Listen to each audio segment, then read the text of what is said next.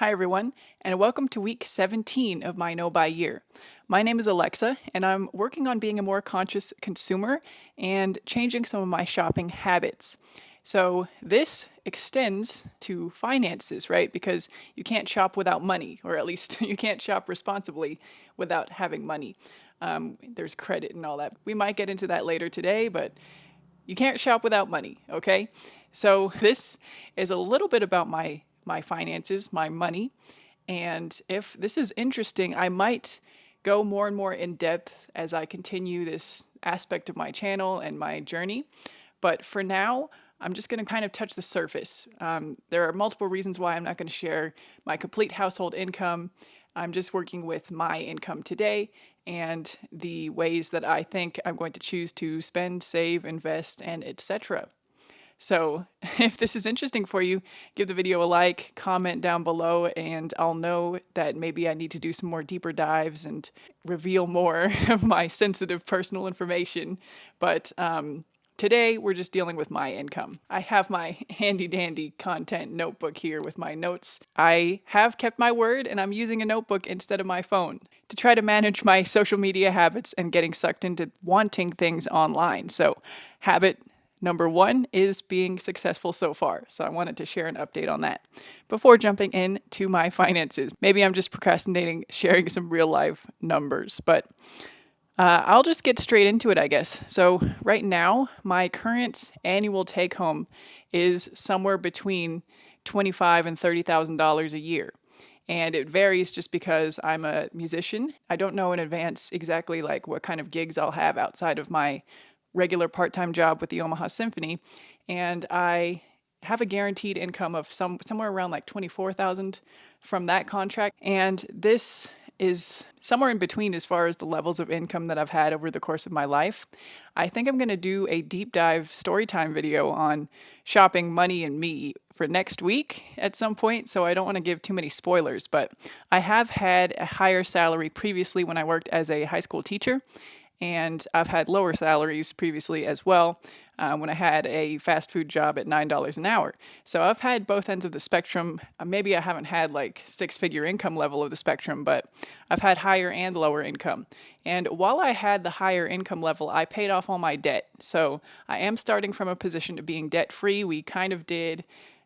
We were inspired by Dave Ramsey. I won't say we did his method because we still had credit cards and we still contributed to retirement. But for this, again, I want to get back on track for today's video, which is about sharing my current income and budgeting strategies that I think I'm going to implement. And the part that I'm really working hard on is switching from spending to savings. So we've had some kind of life events in the past couple of years that have made the savings category suffer a little bit. Namely, the biggest thing we've done is move and buy a house. The biggest two things, I guess you could say. We've moved, we've bought a house. We've had some kids too, but I've actually found them not to be too expensive as far as the finances go. Anyway, so buying a house kind of wiped out all of our savings because we weren't exactly flush with savings after paying off our debt in the first place. But now we're kind of in the position of rebuilding an emergency fund so that we have some kind of safety net. So my overall money goals, I would say, is to have that emergency fund in order to feel okay about spending on bigger ticket things like vacations. And of course, we're going to have to save for that as well. But I think without having that emergency fund built up, we can't really feel okay about spending a few $1,000s on a vacation. So that's kind of my why for getting my finances under control, because we are out of debt already and we as a household have a good income. So I personally might not have that great of an income, but I'm working part-time and I'm also part-time stay-at-home momming. I mean, that's kind of a full-time job. So full-time stay-at-home momming, working part-time, and my husband does have the majority of our income as far as what he brings home and our overall budget. But again, I'm not going to get into those details today. This is just the surface level covering my contribution. So anyway, to get to the real heart of the video, I think I'm going to use Ramit Sethi's percentages. So he wrote the book, I Will Teach You to Be Rich, and he's got a podcast, YouTube channel, you name it, a big business helping people with their finances. And I read his book, and then after we got out of debt, I kind of revisited his principles. And during this year, I also revisited his principles because I was stopping my shopping and kind of already thinking ahead to what an appropriate amount to be spending on my shopping habits would be after this year. And yes, I've already kind of failed my no buy multiple times. If you want to see details of that, go to previous videos on my channel. But this is, hypothetically speaking, next year, my spending as far as guilt-free fun money will maybe represent 10% of my take-home pay.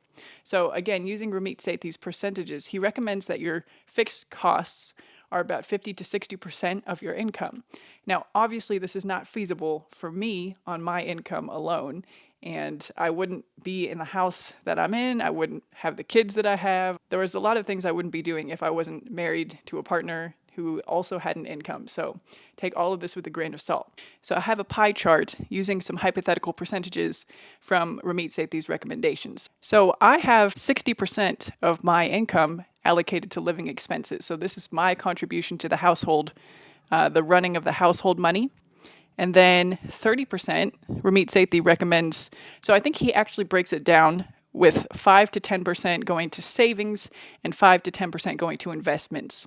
So I have 30% because my goal was to have a fully funded Roth IRA out of this.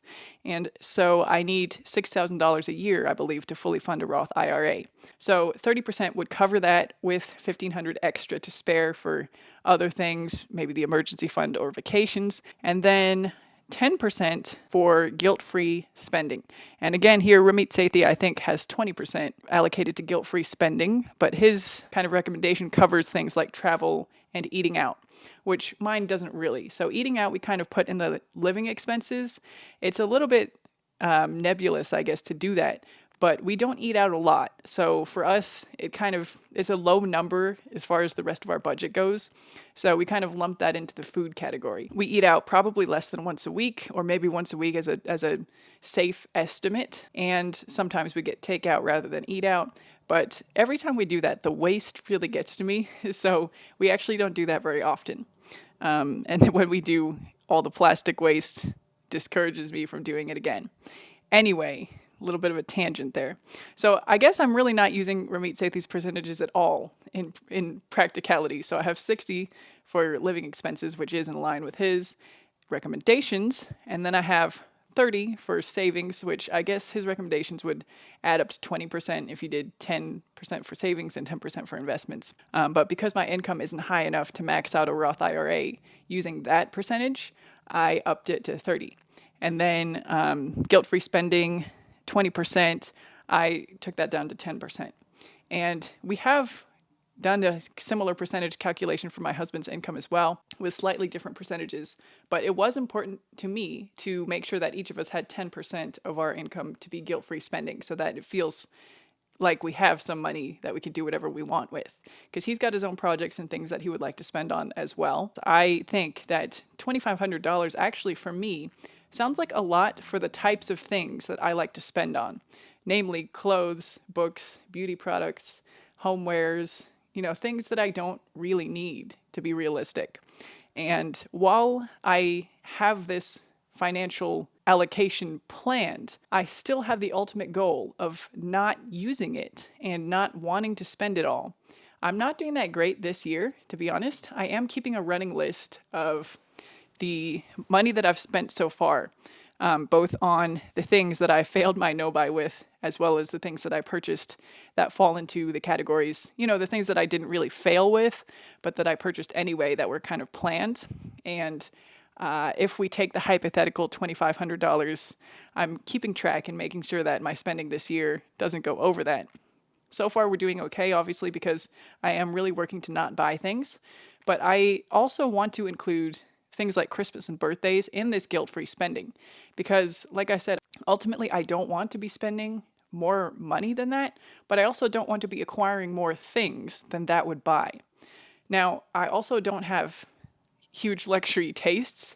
I mean, my income clearly doesn't warrant luxury tastes. I'm not out here buying $800 Louboutins or $5,000 Chanel handbags. Like, that's just not happening. So for me and my life and my tastes, $2,500 should actually go quite a long way. It's over $200 a month, I believe. And while you break that down, $50 a week, it doesn't sound like a whole lot as far as for somebody with a shopping problem previously. You can go through $50 a week really, really easily, right? But I think philosophically speaking, I know that the things that I buy are not needs, they're wants. And cognitively speaking, my primary goal financially is to save much more than I spend, right? So my percentage here has $7,500 going to savings in some form and $2,500 to spending. And then my contribution to the household running costs in the living expenses. So I really want to adhere to this, especially for this year, and then going forward, and maybe with a little tweaks as necessary. I obviously don't plan to be stuck at this income level for the rest of my life. I will increase my income probably through teaching music lessons, for anybody who's curious. So I used to teach music lessons a lot more, and that's probably the easiest way for me to earn more income while keeping my job with the symphony. It's also possible that I might be able to get a salaried position with the symphony if somebody retires. The symphony I work for has various levels of part-time and full-time positions. The full-time salary is still only about $40,000 to $45,000. Also, this varies. So like not every symphony orchestra has a salary level like mine does. So in big cities, symphony players can earn six figures, over $100,000. So don't take my personal experience here as a reflection of your prospects for a symphony career. I mean, you shouldn't take anything as as a given with a musical career anyway, because it's very, very difficult to win a symphony job. I guess that's pretty much it. That's the general picture. So my salary is anywhere between 25 and 30. I have it divided in these percentages. Bottom line is my fun spending money that I'm okay with is $2,500 a year. I'm so curious to know, does this sound high to you for the percentage of my income? Does it seem low? If you're brave enough to share or feel like it, what does your guilt-free spending look like? What does your budget look like these days? The other thing that I'm going to start doing as of next year is contributing to the work retirement. I think it's a 403B, but they start matching your contributions in your third year. So this coming season will be my third season with them, and I'll start doing that as well. So I don't know if that'll affect the amount that I take home substantially, if it'll make it less than $25,000, and then I'll have to adjust my little pie chart percentages here. But I'll take that as it comes next year and I'll see. But I'm going to plan to contribute as much as they match so that I can start that retirement ball rolling as well. If you're curious as to what debts that I had that I paid off, I had a car and I had a student loan as well. My student loan was never that high. I only took it for 1 year of grad school, so the max I could get was $20,000. I think I took almost 20,000, maybe like 16 or something like that, and I used most of that to buy my viola, which is the instrument that I use professionally. So in my book, it was worth it to get me the professional quality instrument I have. I was very lucky to get into a grad school that was mostly fully funded with scholarships. It was a music school in Texas, Rice University, and they have a really good funding program for their graduate school degrees.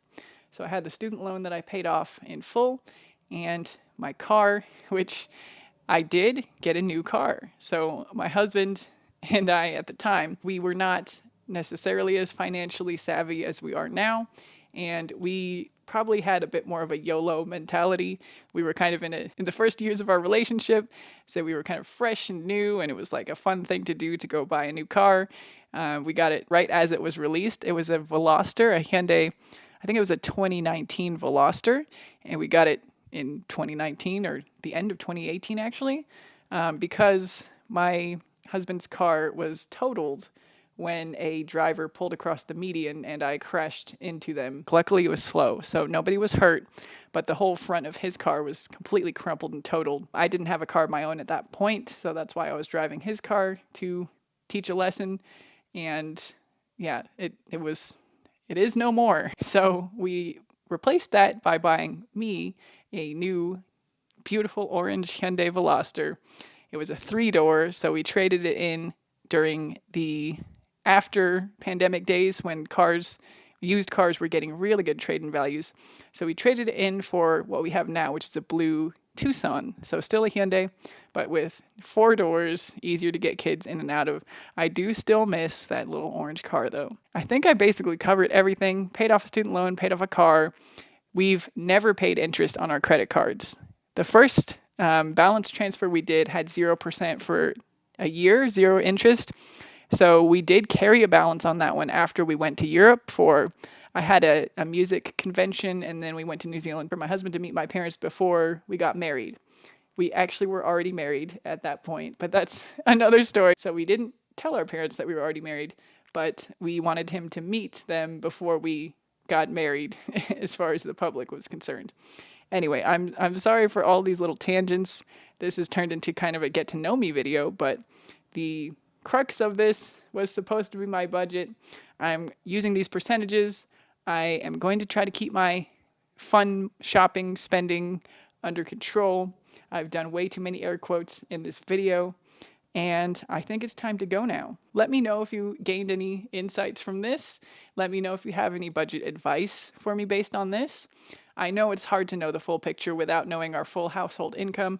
I'm just not comfortable sharing that yet, but now you know my income and how my shopping kind of relates to what I make. I definitely spent more than this in years past, and maybe at some point I'll go back and see exactly how much I was spending. I kind of don't even want to know, so maybe not, but I was definitely spending more than $2,500 a year. I know that for a fact. And I am not really okay with it being any more than that. I really don't need to be throwing that money away, in a way, on things that I don't actually need and things that don't necessarily provide quality memories for my family and my life enrichment. Okay, I have got to go now. I will see you in the next one, and bye for now. You'll notice we're closer this week because we've got a serious topic. We're going through money, talking about money and talking about finances. And yes, I did take all the cash that I have right now for the thumbnail, which is a grand total of $16.